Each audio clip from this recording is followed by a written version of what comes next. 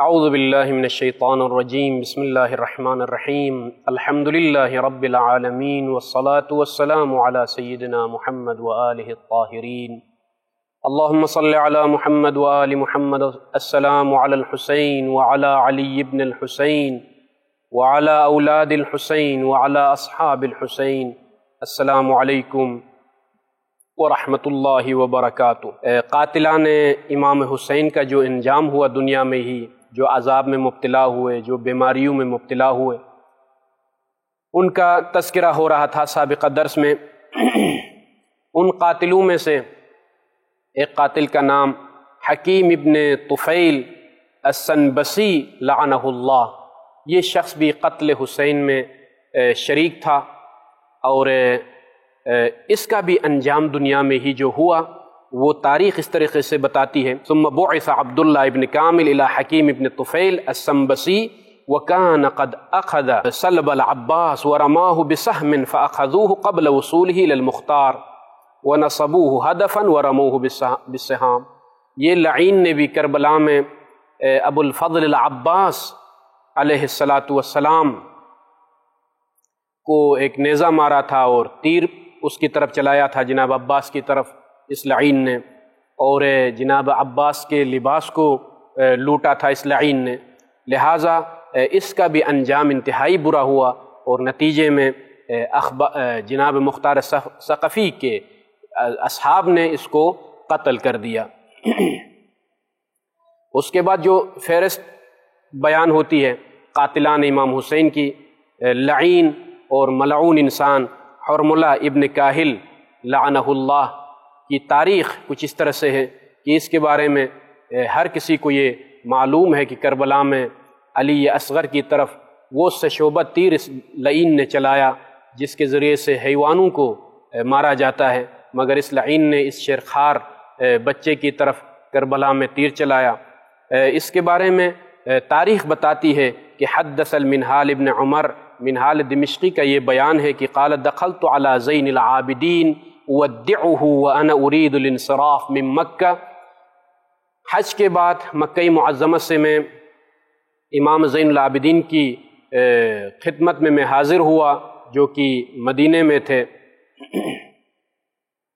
اور الوداع کرنے کے لیے اور امام کی زیارت کرنے کے لیے، زیارت کے بعد الوداع کر کے میں عراق کی طرف میں سفر کرنے والا تھا۔ جب میں امام کی خدمت میں حاضر ہوا ہوں تو امام سجاد علیہ السلام نے فرمایا یا منہال ما فعل حرملہ ابن کاہل، حرملہ ابن کاہل اس وقت کس حالت میں ہے، کیا کر رہا ہے؟ وکان معی بشر ابن غالب فقلت هو حی بالکوفہ، میرے ساتھ ایک دوست بھی تھا بشر ابن غالب۔ منہال کا یہ بیان ہے کہ ابن رسول اللہ، ابھی تک وہ لعین کوفے میں زندہ ہے۔ فرفع یدیہ، سید سجاد نے اپنے دونوں ہاتھوں کو بلند کر کے یہ دعا کی، اللہم اذق حر الحدید، اللہم اذق حر الحدید، اللہم اذق حر النار۔ 2 مرتبہ 3 مرتبہ یہ جملہ تکرار کیا امام نے، پروردگارا اسی دنیا میں ہی اس لعین کو لوہے کا مزہ چکھا، اور نار کا مزہ اور آگ کا مزہ جو جہنم کی نار ہے اس کا مزہ بھی دنیا میں ہی چکھا۔ اور یہ جب دعا کی ہے امام نے تو قال المنہال، منہال کا یہ بیان ہے وقدمت الی الکوفہ والمختار بہا، اور جب میں کوفہ پہنچا ہوں تو مختار حاکم بنا ہوا تھا، اور مختار کے ساتھ میری دوستی تھی اور سلام دعا پہلے سے تھی، اور گھر سے باہر میں ان سے ملاقات کرنے کے لیے جب میں گیا ہوں تو جناب مختار گھر سے باہر نکلے ہوئے تھے اور ملاقات ہوئی تھی۔ مختار نے کہا کہ یا منہال الم تشرکنا فی ولایتنا ہذہ، ہماری حکومت میں آپ شریک ہونا نہیں چاہتے؟ فعرفتہ انی کنت بمکہ، میں نے کہا کہ یہ مختار میں مکے میں تھا اور جو ہے میں ابھی پہنچا ہوں۔ تو ہم دونوں چلتے چلتے ایک مقام تک ہم پہنچے، مجھے ایسا لگ رہا تھا کہ جناب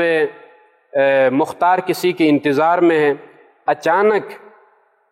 فلم یلبث ان جاء قوم فقالوا ابشر ایھا الامیر، بعض تواریخ میں یہ جملہ ملتا ہے کہ البشارہ، البشارہ بشارت اور مبارکبادی ہو اے امیر مختار۔ یہ جب شور و غوغا جب ہوا فقد اخذ حرملہ، حرملہ کو گرفتار کیا گیا ہے، مبارک ہو اے امیر، اے جناب مختار، مبارکبادی دیتے ہوئے جب لوگ آگے بڑھے، فجیء بہ، اور میں دیکھ رہا تھا اس منظر کو، اور حرملہ کو لایا گیا، فقال لعنک اللہ، اللہ کی لعنت ہو تمہارے اوپر حرملہ، الحمدللہ الذی امکننی منک، حمد ہے اس اللہ کے لیے جس نے یہ مجھے طاقت عطا فرمائی کہ مجھے تمہارے اوپر مسلط کیا، اور یہ شکر بجا لایا مختار نے۔ پھر اس کے بعد مختار نے کہا الجزار الجزار، قصاب کو بلایا جائے، فأتی بجزار فأمرہ بقطع یدی ورجلی، اور اس قصاب کو حکم دیا کہ اس کے ہاتھ کاٹ دیے جائے، اس کے پیر کاٹ دیے جائیں۔ ثم قال النار النار، پھر اس کے بعد کہا کہ آگ لایا جائے، فأتی بنار، اور آگ لایا گیا اور آگ جلائی گئی، اور اس میں اس لعین کو حرملہ ابن زیاد کو آگ میں ڈالا گیا۔ تو یہ منظر میں نے دیکھا، اور حرملہ کو وہی سزا، وہی عذاب دنیا میں ہی نصیب ہوا جس کی دعا سید الساجدین نے کی تھی۔ اور اس کے بعد ایک اور لعین کا تذکرہ ہمیں یہ ملتا ہے کہ جدل ابن سلیم او سلیم لعنہ اللہ، اس لعین نے امام حسین کے کئی چیزوں کو اس لعین نے کربلا میں وَكَانَ مِمَّنْ سَلَبُ الْإِمَامُ وَكَانُوا قَدْ أَتَوْا الْمُخْتَارَ بِهِ وَعَرَّفُوا أَنَّهُ أَخَذَ خَاتِمَهُ، جب اس کو گرفتار کر کے لایا گیا جناب مختار کے پاس، اور جناب مختار کے پاس لوگوں نے یہ شہادت دی کہ اس لعین نے امام حسین علیہ السلام کی انگشت مبارک سے انگوٹھی نکالی ہے، انگوٹھی کو جو ہے چوری کیا ہے، وَقَطَعَ إِصْبَعَهُ، اور سید الشہداء کے انگشت کی مبارک کو قطع کیا ہے، فَأَمَرَ بِقَطْعِ يَدَيْهِ وَرِجْلَيْهِ، جناب مختار نے حکم دیا کہ اس کے ہاتھوں کو بھی کاٹ دیے جائے اور پیروں کو بھی کاٹ دیے جائے۔ فَلَمْ يَزِلْ يَنزِفْ حَتَّى مَاتَ، اس قدر خون بہا، جب اس کے پیر کاٹ دیے گئے، جب اس کے ہاتھ کاٹ دیے گئے، خون بہتا گیا یہاں تک کہ اسی حالت میں ہی یہ لعین واصل جہنم ہو گیا۔ یہ انجام اور یہ صورتحال دنیا میں ہی اللہ سبحانہ و تعالی نے قاتلان امام حسین کو عذاب میں مبتلا کر دیا۔ ایک اور شخص کا ہمیں تذکرہ ملتا ہے تاریخ کی کتابوں میں کہ وَرُوِيَ رَجُلٌ بِلَا يَدَيْنِ وَلَا رِجْلَيْنِ وَهُوَ أَعْمَى، ایک شخص کو دیکھا گیا کہ نہ اس کے ہاتھ ہیں نہ اس کے پیر ہیں، پیر بھی کٹے ہوئے ہیں، ہاتھ بھی کٹے ہوئے، اور جو ہے نابینا ہے، یقول، اور یہ کہتا ہوا، چیختا ہوا کہ رب نجنی من النار، رب نجنی من النار، پروردگار مجھے نار جہنم سے نجات دے، یہ فریاد کر رہا تھا۔ فقیل لہ لم تبق علیک عقوبۃ وانت تسأل النجات من النار، اے لعین لم تبق علی عقوبۃ، کوئی عقوبت باقی نہیں بچی ہے، ہر عذاب میں تم مبتلا ہو دنیا میں ہی، نہ تمہارے پیر ہیں نہ تمہارے ہاتھ ہیں، ہاتھ کٹ کے گر گئے ہیں، پیر کٹ کے گر گئے ہیں، اور جو ہے بینائی چلی گئی ہے، اور مزید کس حوالے سے تم نجات طلب کرتے ہو، اور کون سا عذاب ایسا ہے کہ جس سے تم جو ہے بچنے کی کوشش کرتے ہو اور دعا کرتے ہو۔ قال، اس لعین نے اعتراف کیا کہ انی کنت ممن قاتل الحسین ابن علی فی کربلا، میں ان لوگوں میں سے تھا جنہوں نے حسین کو قتل کیا کربلا میں۔ فلما قتل رأیت علیہ سراویل وتک حسنہ، جب حسین کو قتل کیا گیا کربلا میں بے گور و کفن جسد مطہر امام حسین پڑا ہوا تھا، جب میں نے قریب سے دیکھا کہ امام حسین کی شلوار اور اس میں جو کمر بند موجود تھی وہ مجھے پسند آئی۔ وذالک بعدما صلبہ الناس، لوگوں نے سب کچھ لوٹا تھا مگر میری نگاہ حسین ابن علی کی شلوار پر پڑی اور کمر بند پر پڑی، اور یہ چیزیں مجھے پسند آئی۔ فأردت ان انتزع التک، میں نے ارادہ کیا کہ وہ کمر بند میں کھینچ لوں۔ فرفع یدہ الیمنی ووضعہ علی التک، سلام اللہ علیک یا ابا عبداللہ، اس لعین نے کمر بند پر ہاتھ رکھا ہے نکالنے کے لیے کمر بند کو، اس ازار بند کو، تو یہ لعین اعتراف کرتا ہے کہ حسین ابن علی نے اپنا ہاتھ اٹھایا اور اس کمر بند پر رکھا، اور میں نے ہٹانے کی کوشش کی۔ فلم اقدر علی دفعها فقطعت یمینہ، یہ لعین خود کہتا ہے کہ حسین ابن علی کے ہاتھ کو ہٹانے کی کوشش کی تاکہ کہ میں آسانی سے وہ کمر بند اور ازار بند کو نکال سکوں، مگر وہ ہاتھ میں نہیں اٹھا سکا، تو آخر میں نے ہاتھ کو قطع کر دیا، حسین ابن علی کے ہاتھ کو قطع کر دیا، جدا کر دیا۔ اور اس کے بعد پھر میں نے کوشش کی اس ازار بند کو نکالنے کے لیے، فرفع شمالہ ووضعها علی التکہ، پھر جو ہے بائیں ہاتھ کو حسین ابن علی نے اپنی ازار بند پر، کمر بند پر رکھا، اور پھر فلم اقدر علی دفعها فقطعت شمالہ، پھر میں نے کوشش کی کہ ہاتھ ہٹوا کے وہ کمر بند جو مجھے پسند آئی تھی اس کو میں نکالوں، مگر وہ ہاتھ میں نہیں اٹھا سکا۔ پھر اس لعین کا یہ اعتراف ہے کہ فقطعت شمالہ، اس کا جو بایاں ہاتھ تھا حسین ابن علی کا، اس کو میں نے جدا کر دیا۔ ثم حممت بنزع السراویل، اس لعین کا یہ اعتراف ہے کہ میں نے ارادہ کیا کہ جو ہے شلوار کو لوٹ لوں اور اس کمر بند کو میں لوٹ لوں، فسمعت الزلزل فخفت وترکتہ، ایک زلزلے کی آواز مجھے سنائی دی اور خوف کی وجہ سے میں نے چھوڑ دیا۔ فالقى اللہ علی النوم، خدا نے میرے اوپر نیند کو غالب کر دیا، نتیجے میں سو گیا۔ کہتا کہ اچانک اس قدر نیند آئی، لاشوں کے درمیان کربلا کے اسی میدان میں ہی مجھے نیند آئی، اور فنمت بین القتلى، لاشوں کے درمیان، بے گور و کفن لاشوں کے درمیان ہی نیند غالب آ گئی، اور نتیجے میں سو گیا۔ فرأیت کأن النبی محمد صلی اللہ علیہ وآلہ اقبل ومعہ علی وفاطم والحسن علیہم السلام، فأخذوا رأس الحسین فقبلته فاطمہ وقالت یا بنی قتلوک قتلهم اللہ، وكأنه يقول ذبحني شمر وقطع يدي هذا النائم۔ اس لائن کا یہ اعتراف ہے۔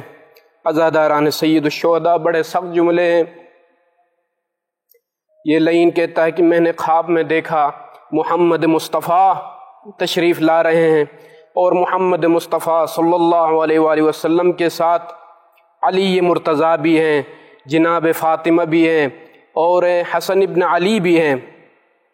راس حسین ابن علی کے سر کو اپنی گود میں لیا، فقبلت فاطمہ، مسلسل جناب سیدہ زہرا سلام اللہ علیہا بوسے لیتی ہیں،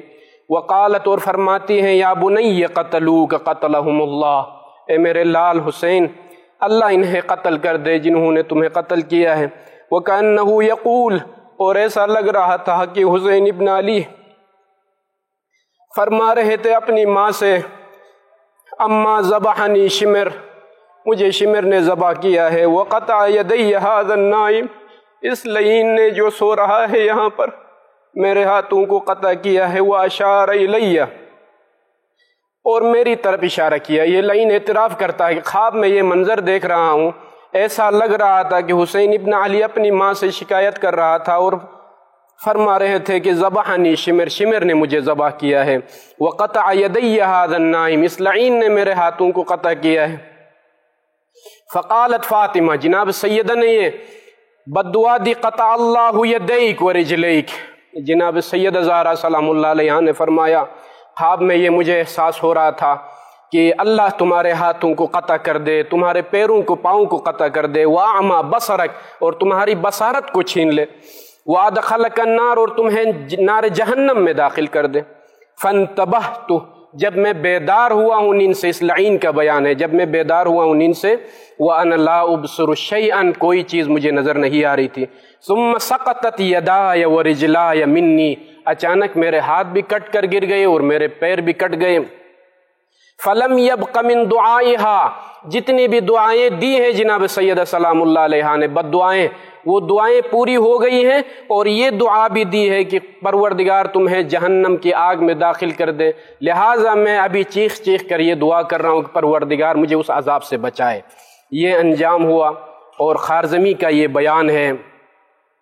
خارزمی کا یہ بیان ہے کہ کنتو، راوی نے بیان کیا، کنتو فی ضیعتی فصلینا العتمہ، نماز مغرب ہم نے پڑھ لی اور ہم آپس میں بیٹھ کر قتل حسین کے بارے میں، راوی کا بیان یہ ہے کہ ہم آپس میں بیٹھ کر قتل حسین کے بارے میں گفتگو کر رہے تھے، فقال رجل من القوم، جو بیٹھے ہوئے افراد تھے جو قتل حسین کے بارے میں گفتگو کر رہے تھے، ان میں سے ایک شخص نے کہا ما اعان احد علیہ الا اصابہ بلاء قبل ان یموت، جس نے بھی قتل حسین میں مدد کی ہے، جس نے بھی اعانت کی ہے قتل حسین میں، دنیا میں ہی وہ عذاب میں مبتلا ہوا ہے۔ ایک شخص نے اس جماعت میں سے جو بیٹھ کر یہ باتیں کر رہے تھے کہا کہ جس نے بھی اعانت کی ہے قتل حسین میں مدد کی ہے، وہ دنیا میں ہی عذاب میں مبتلا ہوا ہے، کسی نہ کسی بلا میں مبتلا ہوا ہے۔ تو وہاں پر ایک بوڑھا شخص بیٹھا ہوا تھا، فقال شیخ کبیر من القوم انا ممن شہدہا، میں نے بھی دیکھا ہے قتل حسین کو، وما اصابنی امر کرہتہ الی ساعۃ ھذا، اور ابھی تک کوئی بلا کسی بلا میں مبتلا نہیں ہوا ہوں، کسی بیماری میں کسی عذاب میں مبتلا نہیں ہوا ہوں۔ لہذا دوسرے الفاظ میں تم لوگوں کا یہ کہنا کہ جو ہے جس نے بھی مدد کی ہے وہ کسی بلا میں مبتلا ہو گیا، یہ بات درست نہیں ہے۔ اس شیخ نے، اس بوڑھے نے یہ جملہ کہا تو اسی اثنا میں اچانک وہ جو چراغ تھا جس کی روشنی میں یہ بیٹھے ہوئے تھے، وہ چراغ گل ہو جاتا ہے۔ فقام لیصلی، بوڑھا کھڑا ہو گیا تاکہ اس چراغ کی اصلاح کرے۔ تو وخرج مبادر، اچانک سے اس سراج، اس چراغ کو ٹھیک کرنے کے لیے جب یہ آگے بڑھا ہے تو وہ آگ جو روشن تھی اچانک اس کو آگ لگتی ہے وہاں سے، اور بھاگ رہا تھا نہر فرات کی طرف کہ آگ کو بجھانے کے لیے، مگر نہر فرات میں پہنچنے سے پہلے ہی یہ شخص جل کر راکھ بن گیا اور کوئلہ بن گیا، اور یہ انجام ہوا جب اس شخص نے یہ کہا کہ مجھے کوئی بلا، کسی بلا میں مبتلا نہیں ہوا ہوں، تو اسی اثنا میں ہی خدا نے اس بلا میں اسے مبتلا کر دیا۔ وصلی اللہ علی محمد وآلہ الطاہرین۔